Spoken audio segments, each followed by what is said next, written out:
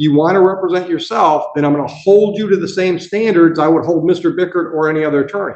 That means you have to have a knowledge of court procedure. You have to have I'm going to hold you to the court rules that I hold attorneys to, the statutes that apply. You're going to be tasked with knowing those statutes and knowing how they impact you. Gentlemen, you ready on Gregory? Yes.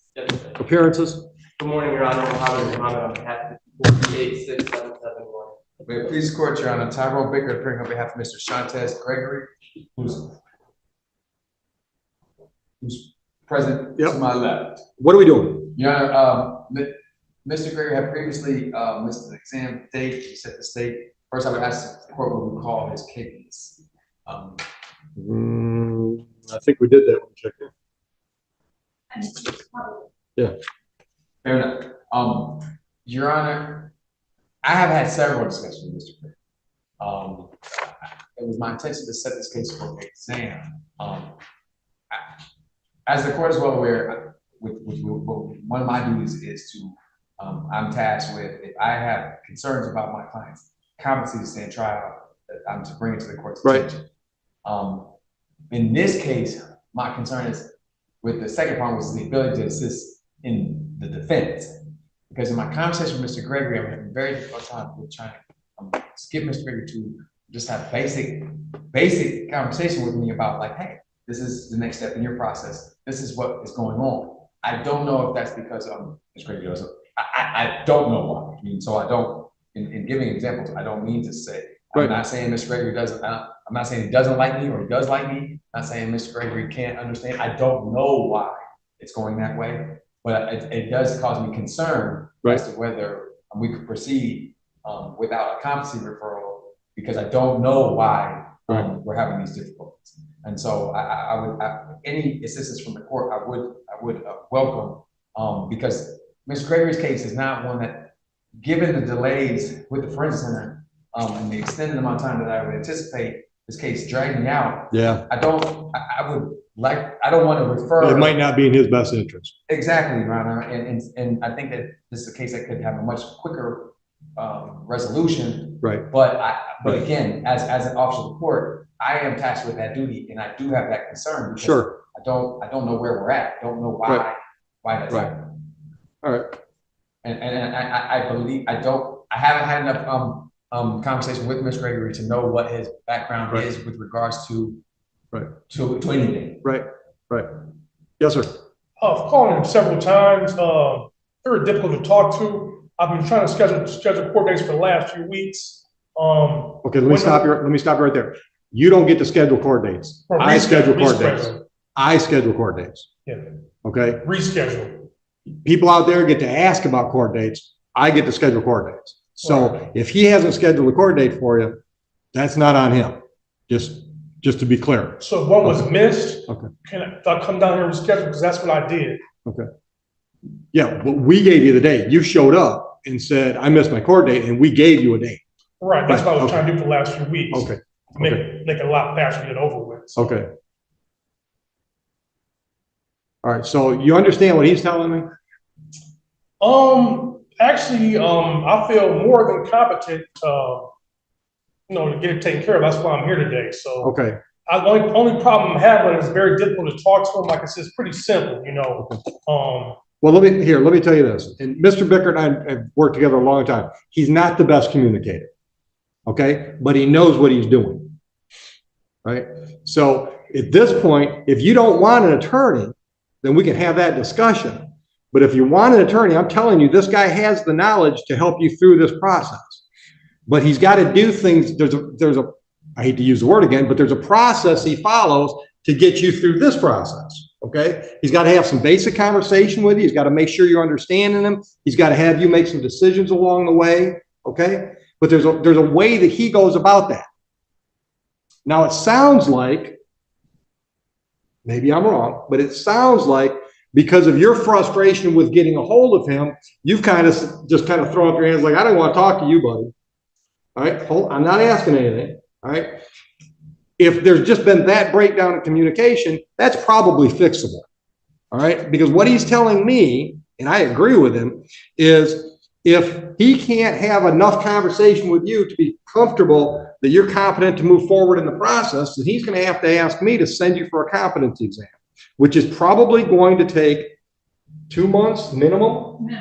Minimum. Okay. And while we're waiting for that to happen, nothing moves forward with your file. I'm looking at this charge. I know based on my experience, this charge 99% of the time is something that the defense and the prosecutor are going to work out some kind of a deal. Might even be, I'm not promising, might even be a misdemeanor plea, and you're done with this thing. I don't have to send you to a competency just because what I think is a failure of you two to have conversation. You follow me? I understand everything. Okay. All right.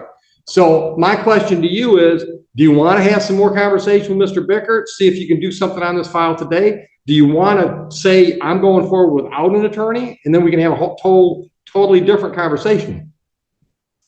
I already know what the process is. It's not that complicated. I understand that too. But that don't answer the question I just asked. The question I have for you is, do you want to talk to Mr. Bickert and move forward, or do you want to represent yourself?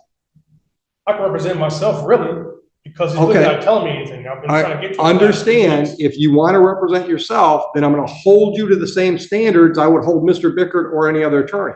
That means you have to have a knowledge of court procedure. You have to have I'm going to hold you to the court rules that I hold attorneys to, the statutes that apply. You're going to be tasked with knowing those statutes and knowing how they impact you. Because I'm not going to law school with you. You follow me? So in a case like this, what we usually have. Sir, do you follow what I just told you? Do you understand what I just told you? I understand everything you said. Okay. So what I told you a minute ago is this type of charge is usually a negotiated plea, not always. All right. Depending on what the facts are, the prosecutor might say, I can't offer anything on this. It's either plead on the nose or go to the next step, which would be a preliminary exam. What about taking care of the day? That's a plea, right? That's the only way it would be taken care of today, is if there's an offer from the prosecutor that you Because like. it's just a window. It wasn't broken on purpose, and there was a camera right there in the hallway. So pretty simple. To answer your question, the only way it'd be taken care of today is with a plea. If he'll talk to you. I'm trying to say something to you private. That's what I'm trying to get something. You guys want to step out in the hallway? Yeah, why don't we do Judge, that? can I go outside? Yeah, you got other stuff? Go. Trying to say something. What started as a routine court hearing quickly turned tense when Gregory insisted he could represent himself. His attorney warned the judge that communication had become nearly impossible. Then Judge Oakley stepped in with a blunt reality check. He's on his way. Okay. Okay, I can do that. With the potential. Guess what I'm going to offer you? June 5th. June 4th. You going to Say do June another? 4th, I'll be here on time. June 5th. I'll have her put June 4th. I'll have her put June 4th on the notice. We might as well set it for 12:30. And I'll continue bond. Thank you. All right, so Mr. Gregory, we're going to get you a paper notice copy of this court date for next Wednesday at 12:30. Next Wednesday, 12:30. Do you know what's going on with Harris, that motion?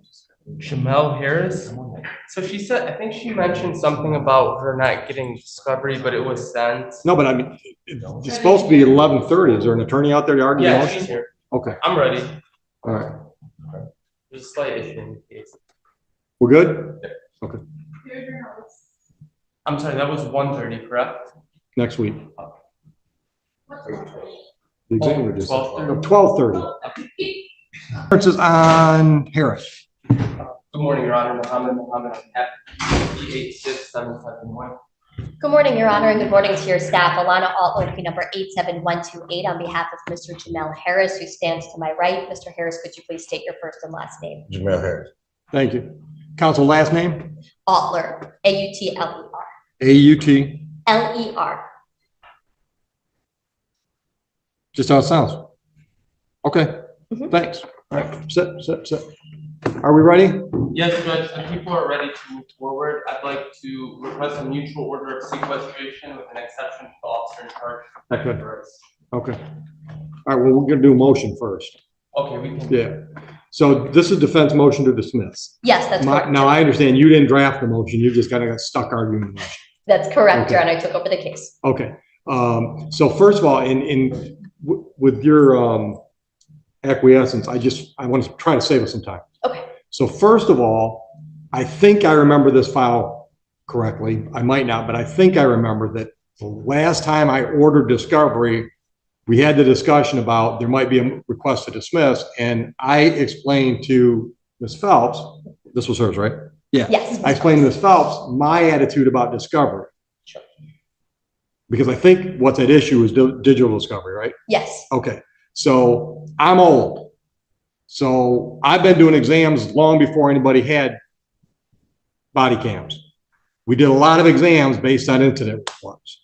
So I'm very reluctant to tell the people they can't go forward with a probable cause hearing if there's been some digital discovery that hasn't been exchanged. I just want you to, because I know Ms. Phelps has heard that from me before. Yes. I wanted you to know what you're up against. I hear you. So the only way I'm going to dismiss this today is you got a high bar. You're going to have to convince me that you being the defense, have been so damaged by the not having digital discovery that they can't prepare a defense for a probable cause hearing, understanding this is not the trial. Understood. And I know you know that. I just want to make sure Mr. Harris understands where I'm coming from. I've explained that to him as well. Judge. Okay. And Judge, I just want to state for the record, after that previous hearing, we did send digital discovery, which included 17 pieces of digital evidence that was sent to defense counsel. And that includes the body worn cameras of the officers. I think what's at issue here is what the defense attorney told me prior to walking in here is that there's a video from a scout vehicle that may have digital. Okay. Or a camera attached to it. Was my understanding. Please correct me. I mean, I'm happy to argue it as well, Sure. Judge, if we just Sure. want to cut straight to the That's case. fine. That's fine. Yes. Sure. So of course, we are moving to dismiss based on the prosecution's failure to comply with your discovery order, which was signed for May 3rd. I won't rehash the facts of everything because the court is in receipt of the motion, but the court entered an order to produce outstanding digital discovery by May 3rd. On May 20th is when defense counsel received digital discovery, including those 17 items Mr. Mohammed referenced, but that's not entirely responsive to what we requested. And notably, we were still missing and continue to miss several items.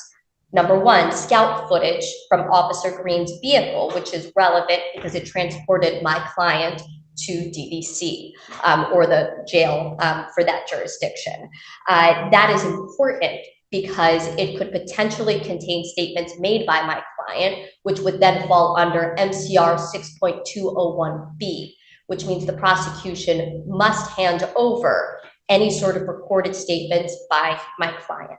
Secondly, we are also missing the body-worn camera of Officer Riblet, who assisted in the search of our client, which is again very relevant because the search allegedly yields some items that are at the heart of these felony charges.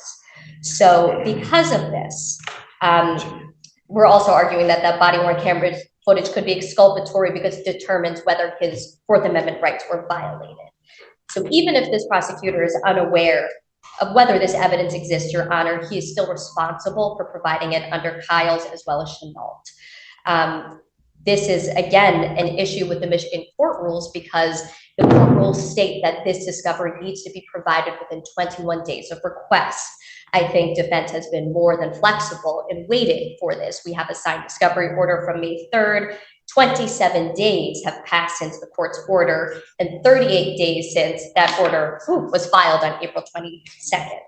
And finally, Your Honor, not to belabor the point, but Mr. Harris, I believe, has a due process right to obtain this evidence. It is favorable to the accused and material to his guilt or innocence under Brady. And the Supreme Court has expanded the Brady doctrine specifically to include materials that could reference impeachment. And impeachment is an issue that comes up at exam. Impeachment could refer to both of these items we are looking for, the scout car footage as well as body-worn camera footage, and we need to be able to see those in order to properly impeach. So therefore, Mr. Harris is entitled to dismissing discovery under both Brady due process rights and the Michigan court rules. Now it's your turn, Ms. Moore. Judge, we don't even know if the scout vehicle digital even exists. I just spoke to the officer in charge who's here in the courtroom and he showed me what he had. which included, it looked like 11 to 12 pieces of digital. We sent defense 17. They uploaded everything onto evidence.com. We sent it to defense counsel. Them citing something about a scout vehicle. I don't see anything in the report that suggests that there's another video that exists. It sounds like it's just speculation, and so I'm objecting because there's no foundation to what she's requesting. If there's something that says in any of these documents that says that the scout vehicle for Officer Green exists, I asked her prior to walking in here to show it to me so I can show it to the OIC. Nothing was presented, so it sounds like it's just speculation. So I'm gonna object to the motion to dismiss for that reason. I'm also gonna object to it because discovery is an ongoing thing, so it doesn't start and end here at exams. It can continue all the way up to trial, is my understanding. So they have enough, I believe, to move forward today. They have body worn cameras. So I believe this subject is closed. I think we've met our standard of what we have to show for this case to move forward. Ms. Holder. If I could just respond real Sure. quickly, because he did reference speculation here. In the paper discovery, we have page 15 of the police report indicates that Mr. Harris was transported in the back of Officer Green's vehicle to jail. So we know that that is what we are looking for. Additionally, because we received other scout car footage clips as part of discovery, we know that Romulus PD does have recording devices in these cars. So that is every indication that that video exists. So I would say that this is not speculation. Furthermore, yes, while they did send 17 pieces of discovery after the court order asked for it, that doesn't necessarily mean it's responsive to what we are asking for. And just very brief response. No, not yet. How is it not responsive? Well, after we received the 17 pieces, I went back to Mr. Mohammed and I said, here is what we are still missing. So I did outline those things as a show of good cause and due diligence. Other than the green squad car video, what else was missing? The body worn camera footage of Officer Riblet as well as Officer Otter, but I understand that sometimes sergeants do not wear body worn cameras. Okay. So we are willing to Okay. look over that. Okay, now it's your turn. And Judge, I'll just state that the OIC is here in the courtroom. If I'm asking him if it's in his possession, at some point turn it over to the office and we'll send it immediately to defense counsel, if it exists.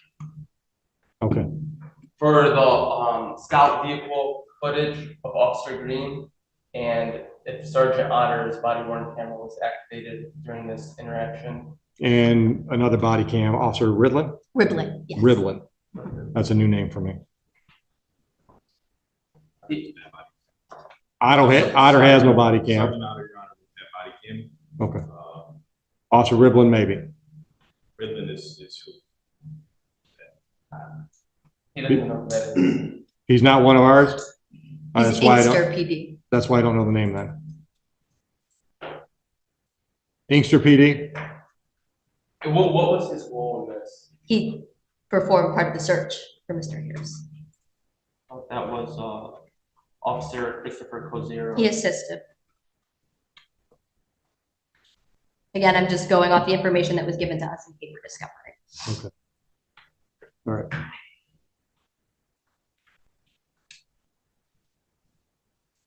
Okay, I'm going to deny the motion, counsel, because I think all these things, all of these are arguments you can use for the trial of fact before the trial.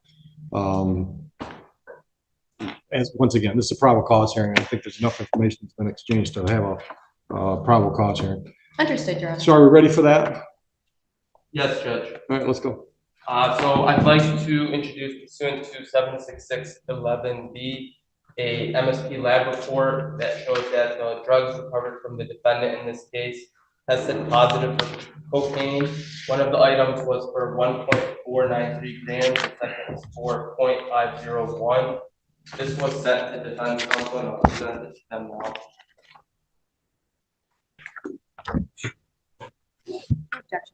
Thank you. That'll come in. Appreciate the stipulation. And Judge, in regards to the defendant's previous conviction, I think what happened is I had the folder for this case and I forgot the folder at home. I was reviewing this case last night and the previous conviction, the felon in possession that was certified by the clerk at the Frank Murphy, it just left at home. So I'm gonna respectfully request a held in part just in regard to presenting that certified conviction for the FIPs in regards to this case and the felony firearms that attached to it. Your Honor, I would object to holding this in part in adjournment. Counsel was aware of the date of this preliminary exam. So without the certified records, I do not believe the charges of FIP and the accompanying FF charges are appropriate. I agree. Then I would cite to the Michigan rules of 766.4, which speak to scheduling and commencement of an exam and require that the examination must be completed within the time frame of 14 to 21 days. And we are here ready to begin. And it's just. No, let me stop you. Let me stop you. I'm not saying we can't do the exam. I'm saying I'm not going to let you fix one of your charges because you forgot something today. So we can go forward with the other charges, but if you can't establish one of your charges because you left something at home, that's going to result in a dismissal today. And then you can appeal me because circuit court judges need to eat too.